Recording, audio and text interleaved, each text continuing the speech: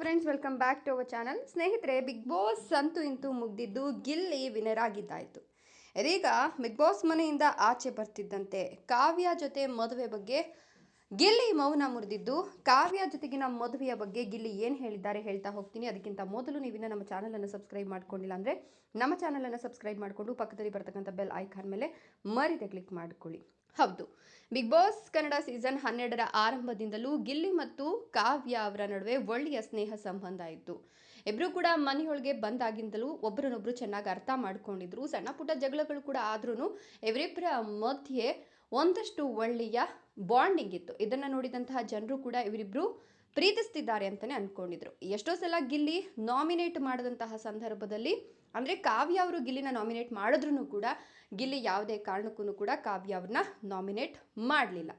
So ಕಾರ್ಯಕ್ರಮದ ಕೊನೆ ಹಂತದಲ್ಲೂ ಕೂಡ ಗಿಲ್ಲಿ ಮತ್ತು ಕಾವ್ಯ ನಡುವಿನ ಸಂಬಂಧ ಮತ್ತಷ್ಟು ಗಟ್ಟಿಯಾಗತ್ತೆ. ಗ್ರ್ಯಾಂಡ್ ಫಿನಾಲೆ ಸಂದರ್ಭದಲ್ಲಿ ಒಂದು ಟಾಸ್ಕನ್ನು ಕೊಡ್ತಾರೆ. ಯಾರಿಗೆ ನೀವು ಹರ್ಟ್ ಮಾಡಿದ್ದೀರೋ ಅವರಿಗೆ, ಅಂದರೆ ಗ್ರ್ಯಾಂಡ್ ಫಿನಾಲೆ ವೀಕ್ ಸಂದರ್ಭದಲ್ಲಿ ಒಂದು ವಿಶೇಷ ಅವಕಾಶವನ್ನು ಕೊಡ್ತಾರೆ.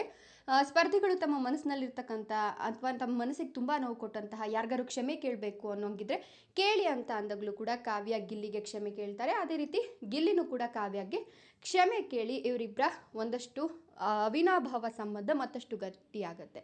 ಇನ್ನು ಬಿಗ್ ಬಾಸ್ ಮನೆಯಿಂದ ಹೊರಬಂದಂತಹ ಗಿಲ್ಲಿಗೆ ಇದೀಗ ಕಾವ್ಯ ಜೊತೆಗಿನ ಒಂದು ಮದುವೆಯ ವಿಚಾರಕ್ಕೆ ಸಂಬಂಧಪಟ್ಟಂತೆ ಮಾತನಾಡಿದ್ದು, ಕಾವ್ಯ ಜೊತೆ ಮದುವೆ ಮಾಡಿಸ್ತೀವಿ ಅಂತ ಅಭಿಮಾನಿಗಳು ಕೂಡ ಕೂಗಾಡ್ತಿದ್ರು.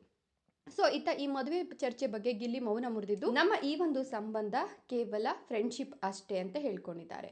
ಅಂದರೆ ಕಾವ್ಯ ಜೊತೆ ಸಂಬಂಧದ ಬಗ್ಗೆ ಪ್ರಶ್ನಿಸಿದಾಗ ಅದಕ್ಕೆ ಗಿಲ್ಲಿ ಉತ್ತರಿಸ್ತಾ, ನೋಡೋಣ ಅಣ್ಣ, ಅದ್ರ ಬಗ್ಗೆ ಗೊತ್ತಿಲ್ಲ, ಕಂಕಣ ಭಾಗ್ಯ ಕೂಡಿ ಬರಬೇಕಲ್ವಾ ಅಂತ ಹೇಳಿದ್ದಾರೆ. ಸೊ ಕಾವ್ಯ ನಾನು ಉತ್ತಮ ಸ್ನೇಹಿತರು, ಮನೆಯೊಳಗೆ ಬಂದಾಗಿಂದಲೂ ಕೂಡ ಒಬ್ರನ್ನೊಬ್ರು ಚೆನ್ನಾಗಿ ಅರ್ಥ ಮಾಡ್ಕೊಂಡಿದ್ದೀವಿ, ನಾವಿಬ್ಬರು ಕೂಡ ಒಳ್ಳೆಯ ಸ್ನೇಹಿತರು ಅಷ್ಟೇ ಅಂತ ಹೇಳ್ಕೊಂಡಿದ್ದಾರೆ. ಸೊ ಕಂಕಣ ಭಾಗ್ಯ ಕೂಡಿ ಬಂದರೆ ಮದುವೆ ಆಗೋಣ ಅನ್ನೋ ಮಾತು ಕೂಡ ಹೇಳ್ಕೊಂಡಿದ್ದಾರೆ. ಇದರ ಬಗ್ಗೆ ನಿಮ್ಮ ಅನಿಸಿಕೆ ಅಭಿಪ್ರಾಯಗಳನ್ನು ಕಮೆಂಟ್ ಮಾಡಿ. ವಿಡಿಯೋ ಇಷ್ಟ ಆದರೆ ಲೈಕ್ ಕೊಟ್ಟು ಶೇರ್ ಮಾಡಿ. ತಪ್ಪದೆ ನಮ್ಮ ಚಾನಲನ್ನು ಸಬ್ಸ್ಕ್ರೈಬ್